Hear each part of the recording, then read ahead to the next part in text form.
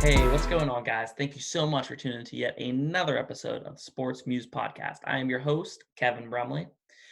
Please don't forget to click on the like and the subscribe button just to give us a helping hand, and check us out on social media, and you can find the link in the description. Today's guest is the offensive coordinator for Shepherd University, Tye Hiatt. He's a guy that I had the pleasure of seeing him at a Glacier football clinic.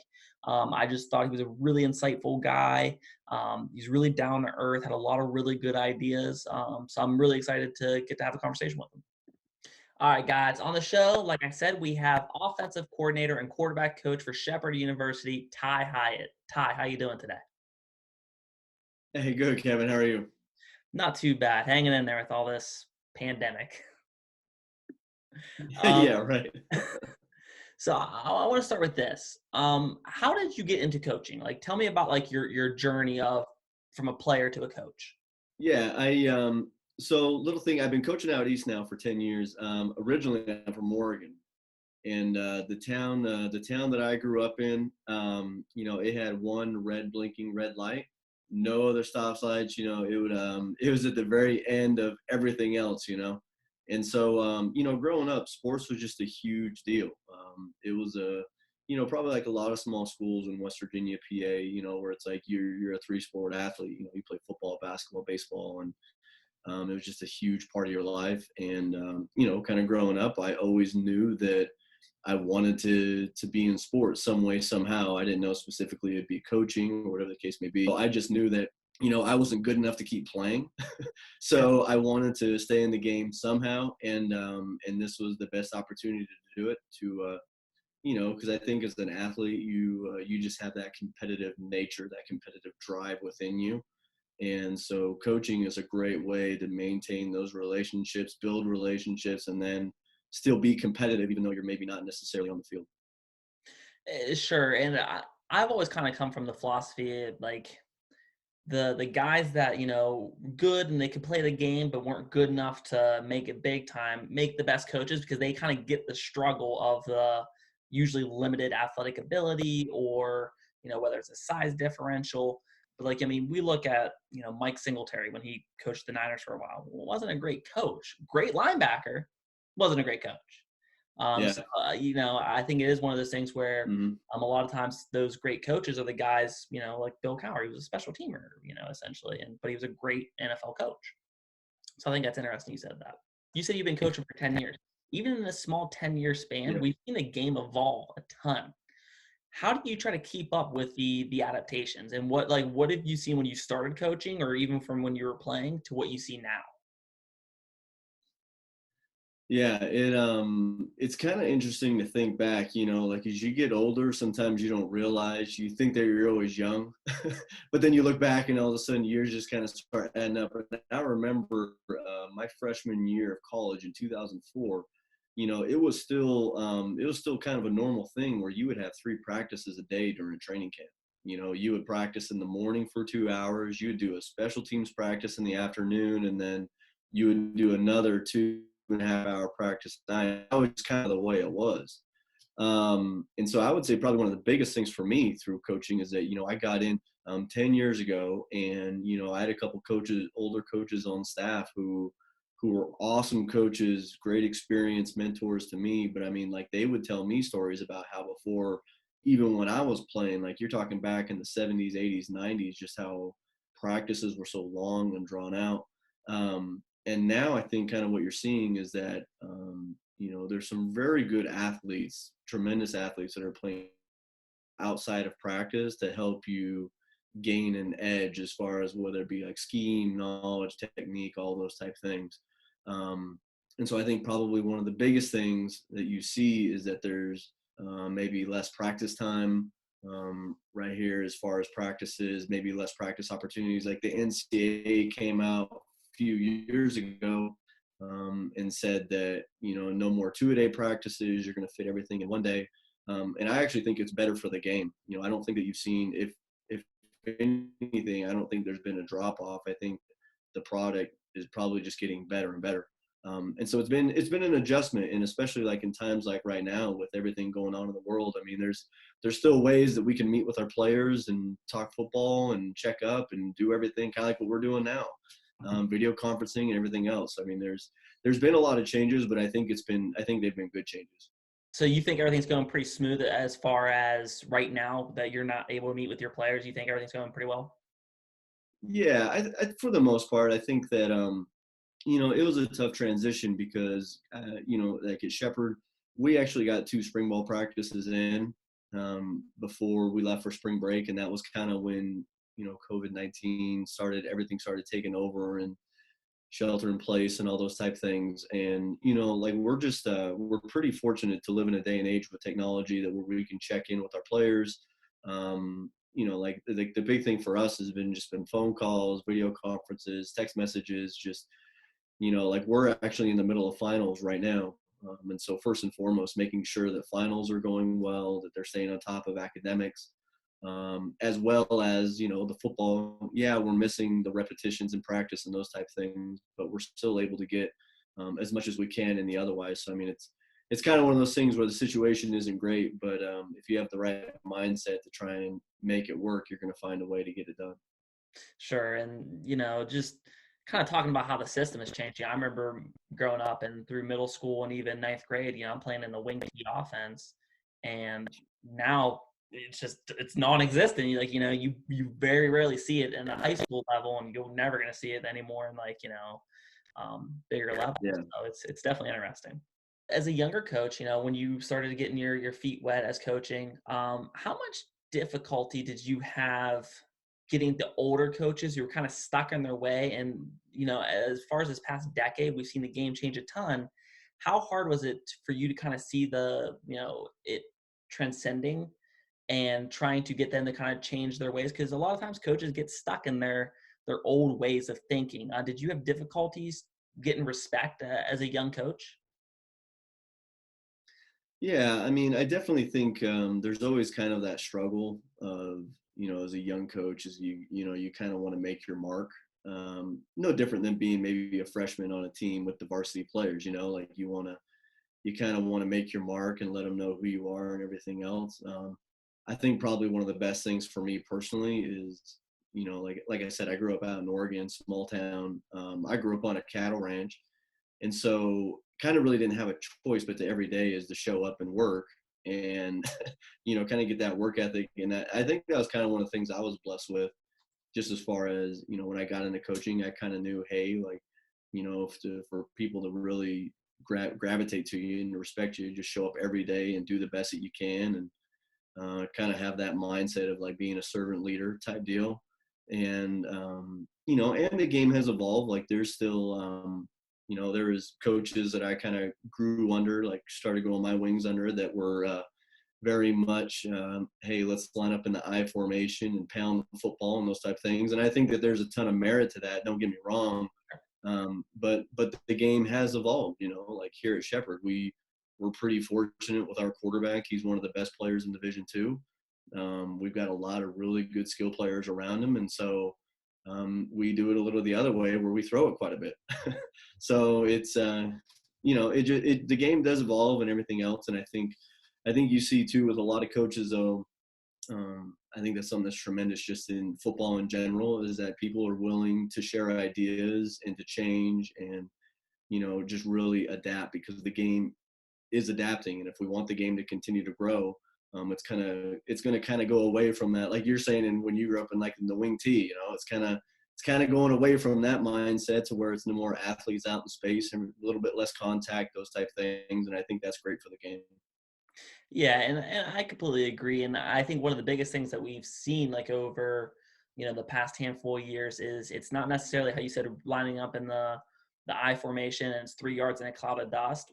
We're throwing a lot more screens, and that's Yep. essentially our supplement to the running game is, what you see a ton in pros, college, and high school. Yep. Absolutely. How hard is it for you to toe that line of coaching your scheme, what you believe works, but then also coaching to a player's strengths and weaknesses? Yeah, I think that's probably one of the things in coaching that's a little underrated. I think as coaches, it's always trying to find, what are your core beliefs, but then making your core beliefs adjust to the scheme, and that's kind of one of the things that's going to evolve from year to year. You know, like here at Shepherd, been very fortunate to have a very good string of quarterbacks that can throw the ball extremely well, and like Billy Brown's with the Colts now. Like there's just quite a few players that are playing at a high level. And whereas beforehand, Shepard was kind of known as kind of that same mentality. We're going to line up and grind this thing out, 3 yards a cloud of dust, and it is what it is. But I mean, you just kind of start to evolve. And like I said, like our quarterback now, he can really throw it. And we threw it more. Like we led Division II this year in passing, number one in the nation, and we threw it a bunch. But at the same time, we have a quarterback who can do it. We just had a receiver last night who signed with the Arizona Cardinals. Oh, cool. So I mean, it's like when you have that type of talent and those type of things, you've really got to adjust and say, hey, well, am I gonna, as a coach, is my ego, am I gonna put my ego aside and do what our players do really well, or am I gonna ask them to do things where they might not be the best player possible? And for us at Shepherd, that's kind of what we've had to do.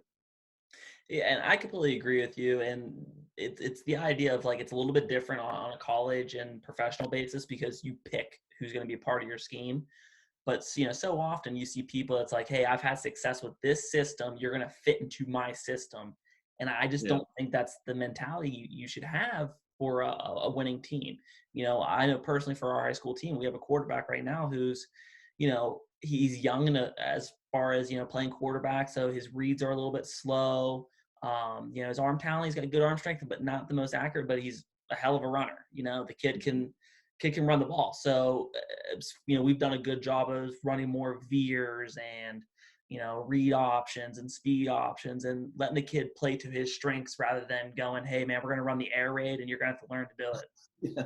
Yeah, exactly. So you talked about, as far as that's an underrated quality, as far as a coach is, coaching to a player's strengths and trying to minimize their weaknesses. What are some of the coaches that, you grew up watching and you kind of stole some ideas from and you wanted to mimic? Yeah, I'll tell you the first one is Andy Reid at Kansas City.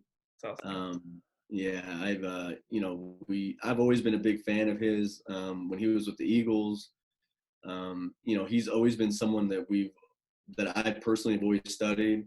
So every school that I've been at, you're always trying to find his tape to try and see what they're doing on offense, everything else. And he's done it. He's done it at a high level. And like even this Super Bowl, it was hard for me because I'm a pretty lifelong Niners fan, and Kyle Shanahan does a great job. yep. He does a great job, X's and O's, and so. But I was really happy that Andy Reid won it just because just the perseverance, everything that he's shown to fight through. Like he lost his son a number of years ago. I mean, just so much adversity that he's gone through, and for him to be able to like punch one through and get it done, and really for them to change what they do on offense. Like he's always been a great offensive mind, but with Patrick Mahomes and like the RPO game that they do now and everything else, like he's really had to adapt. And it's funny because when they drafted Patrick Mahomes, I was actually just talking with a coach the other day that was telling me these stories how Andy Reid went to Cliff Kingsbury, when he was at Texas Tech, and went and studied their offense and brought it to Kansas City. Even when Kingsbury went to Arizona to be the head coach of the Cardinals, still went out there to go study ball with him and all these type things. So I mean, like Andy Reid's had to evolve, and again, like you talk about him, like his greatest strength is you got Tyreek Hill, walk. I mean, like you've got all these guys, Kelsey, that can make all these plays, and he's had to adapt. And he does what Patrick Mahomes does best. Just let him sit back there and read people and just fling the ball and get it to their playmakers in space. It's been pretty cool to watch. But I mean, there's so many great coaches too.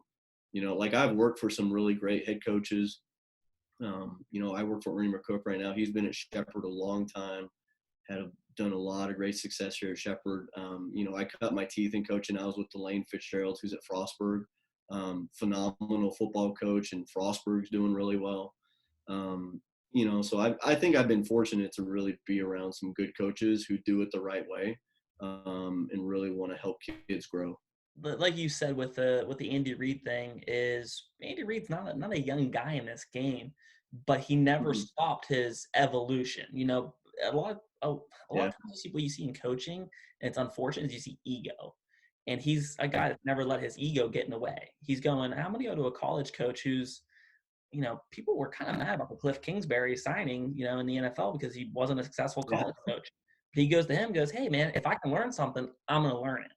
And I just yeah. respect that to the utmost, so it's a great thing to see. And you see a lot of coaches just die out because they can't keep up with the game, you know. Yeah, and that's something we talk about all the time, especially just like the ego aspect, like of our team and as coaches, because it's like you've got to be able to put that individual ego away so that whatever is best for the team, because we preach that with our players all the time, but I think it's a huge thing as coaches, like you're saying, is that you've got to put it aside if you want ultimate team success. Absolutely. Couldn't agree more. Now, would you say your coaching philosophy would go, and these are really like hard differences. Would you Yeah. say that you believe in more of like a Bill Belichick of a strict regimen, this my way or the highway, or would you go with more of a player's coach like a Mike Tomlin? Both of them, Belichick's the greatest football coach of all time. Mike Tomlin's a really good Absolutely. coach. But as far as that spectrum, which one would you say you lie on? Yeah, I would probably say I lie a little bit more towards Bill Belichick. Um, especially like starting to get into coaching because that's just kind of the way that I was brought up coaching tree wise. And I saw a lot of success with when I first started coaching at Southern Virginia and then Frostburg. I mean, those were two programs that hadn't won in years. And so it kind of took that hard line approach of like, hey, you're either going to get on board or you're not, and there proved to be a lot of success. But I think the one thing as a coach, though, is that you kind of, the older you get and the more experience you have, the more you evolve. And that was kind of one of the things that I learned coming to Shepherd is that there were some things that I had to give personally. I had to improve as a coach. And so I would say that I'm probably a little bit more towards Belichick, but I've kind of started to swing maybe a little bit more towards the middle because the one thing is that with your players is that the thing that we talk about all the time is that in order for our players to play at a high level, they have to be them. They can be them, but they have to align with us. And so we've got to be able to have that give and take with those players to be who they are and perform at a high level. Just there's a couple underlying things that they have to do to align within the team. And I'm sure too, like if 5, 10 years from now, like I'll continue to evolve and kind of see things just as the game kind of keeps on moving. But kind of back to your point, like that's the whole thing as a coach is you just always got to evolve and adapt because the one thing that's always constant is that things are changing. Absolutely, and I like that line of like be yourself, but stay within the confounds of the team, morale. Mm-hmm. I like that. So you're an offense coordinator and a quarterback coach. How much, again, to go kind of touch on that ego thing, how much freedom do you give your quarterback at the line to be a football player, or is it more so of like, hey, listen, I drew this up because this is going to work. Run what I call. Yeah, yeah, right. Well, I mean, and every coach would be lying to you if they said any different because there's a lot of times in a game where it says, "Hey, don't do this play," and then they do it and it works. No, I think the thing that as I've gotten older, more experience within coordinating the offense and the quarterbacks is just understanding of, the really big thing that I have is that you want to give a base foundation to the quarterback, like base rules, progression. Like you want to give them a foundation where they can start to build their house or they can build their career off of that. And when it comes to game day and a quarterback's out there playing in space and doing everything, you don't really want to get in that guy's head too much, because you want to let that guy play at a high level and just be him. Because like I coach the guys during practice, like, hey, there's here's the progression, here's this, here's this, here's this. But once we build that foundation and we let the quarterback play, you got to let him go out there. And I think too, like this comes from being a parent, but your kids make mistakes. That's just kind of a part of life. And with our quarterbacks. Sometimes they make mistakes, but I feel like it's been a good recipe. Me personally, and just with our quarterbacks, because again, and I feel very fortunate with our quarterback room, but we've got some great ones. And the kid that's playing for us right now, he's a high level player, and we kind of the reason why we study Andy Reid is we run quite a few different RPO type system, and we let him make a lot of plays at the line of scrimmage, and with our base teaching, and now we spend a lot of time in the film room and those type things. But when it comes to game day and making those decisions, we want him to be confident in himself and just let him get out there and let it rip. Sure, absolutely, and I think it's a really good motto to kind of carry as a coach. We talked about the Andy Reids and the Kyle Shanahans. Is there any other play callers that you like to study and maybe steal some ideas from? Yeah, I'll tell you, like Sean McVay, I know the Rams probably weren't as good this year, maybe as they had been, last year when they lost in the Super Bowl. But I mean, Sean McVay is another one, in my opinion, where when he was with the Redskins and just starting and kind of like how he's evolved, I think he does a great job. Like Dirk Cutter, he's now with Atlanta. Like I've always thought he's done a great job in the pass game. Um, I'm trying to think if there's any other play callers like Bill O'Brien. A lot of people kind of have a different opinion of Bill O'Brien and everything else, but I mean, he does a good job. Does a really good job. Yeah, he's almost been given too much responsibility in Houston. I think people kind of hate him for it. But if you take in like the X's and O's as a coach, he's a good coach. He's just not great at game Yes. management and being a GM. Yeah, exactly. Yeah. Maybe if they were to take that away, it would all work out. But I mean, like everywhere he's been, from when he was in at Penn State, and then obviously when he was at the Pats. I mean, it's just, he's another one. But that's the thing too, is like there's so many really good coaches out there. Like Josh McDaniels, who now with the Pats, like John DeFilippo, he's the quarterbacks coach now with the Bears. I think he is a tremendous coach. Just everywhere he's been, pass game wise, I think he does some great things. And it's just it all comes down to can you get the right momentum and execution and kind of everything during a season, because there's so many variables that sometimes you can't control as a coach. Yeah, and I mean, we talked about like those clashing of like ideas of like the wing T to the spread. When John Yeah, DeFilippo went over to Minnesota, and him yeah, and Mike Zimmer, yeah, they just one dude is a straight let's play defense, let's win 9-6, and the other guy's like let's air it out.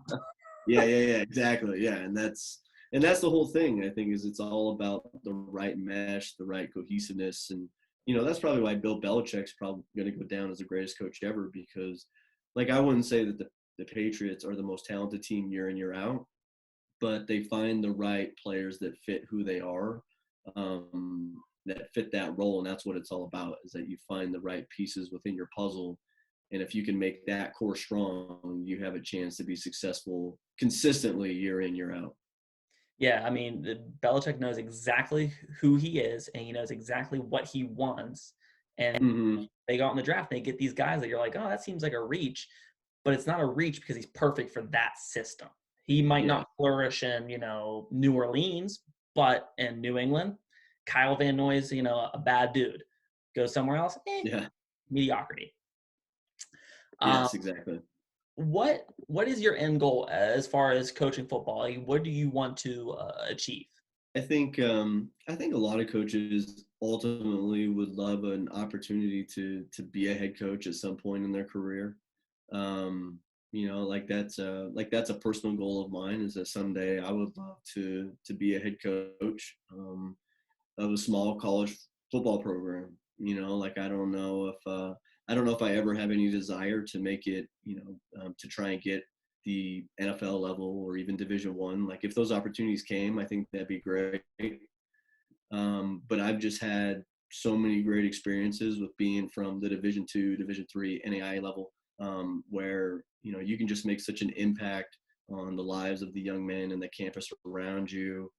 And that's something I think that was really big for me as a player growing up. And that's just something that, like for us, like that's just something so rewarding when you know, and again, this kind of starts to make me sound old, but like when you get, you know, a wedding invitation from a player, or, you know, a player sends you, hey coach, just thinking about you, you know, here's a picture of our firstborn, or, you know, or like whatever the case may be, like just building that relationship is pretty amazing. And I think as coaches, I would say it's a lot of us that really just love making that impact and having that relationship, because then you're able to make a positive influence on someone's life, which then you're hoping that then your player, your former player, has the opportunity to then do that within their family and to the people that they're around. And hopefully that's the whole goal in life, you know, is that you're improving every day. And that's a really interesting point as far as going to the D1 versus D2, D3. You know, D1, there's clear aspirations of trying to get paid off of it. And, Mhm. you know, they play the game because they like the game. But sometimes, you know, you hear stories about pro football players who have made it to the dance and they just kind of fall out of love with the game. But the people playing in Yeah. D2 and D3 are doing it, you know, they're not probably going to make it big time. They're doing it because they love the game and they got through high school and they go, you know what, I would just want to continue playing this game that I love, that, you know, I grew up loving. And that is a really good point of just, you know, they're there because they want to be, and you can just have a high impact on those guys because you know that, you know, they're going to trust you as a coach, you know, coaching the game that they love. So that's a really interesting point. All right. So we're going to end with this. We're going to do some rapid fire questions. Okay. So I'm going to ask some Okay. questions and just give short answers and we'll go through them quick. Okay. All right. So first one, favorite food, Spaghetti. dream car. Ooh, a Cadillac CTS. Okay. If you could have any superpower, what would it be? To fly. Okay. Would you rather watch college football or pro football? College football. Better athlete, Bo Jackson or Deion Sanders? Bo Jackson. If you could have any animal as a pet, what would it be? A tiger. You've been watching too much Tiger King. Hey, yeah, yeah, exactly. Yeah. I want to thank you again for coming on the show. Like I said, you know, I talked about a little bit in the intro that I saw you at a Glacier Clinic, and you know, I went and saw some different guys, some different coaches. There were some good guys. There was guys that, you know, I wasn't as into, you know, what they were saying, but I thought you were a guy who left his ego at the door. You were passionate about the game, and you were very like, hey, listen, this is my philosophy, but you can take it or you can leave it, and like I love sitting there and, you know, hearing it. And I can only imagine as a player, you'd be a great players coach, and, you know, players want to go run through that wall for you. So I do appreciate you coming on. It's a pleasure. Absolutely. Thank you for the opportunity. It's no problem at all. And guys, thank you for tuning in, and I will see you next time.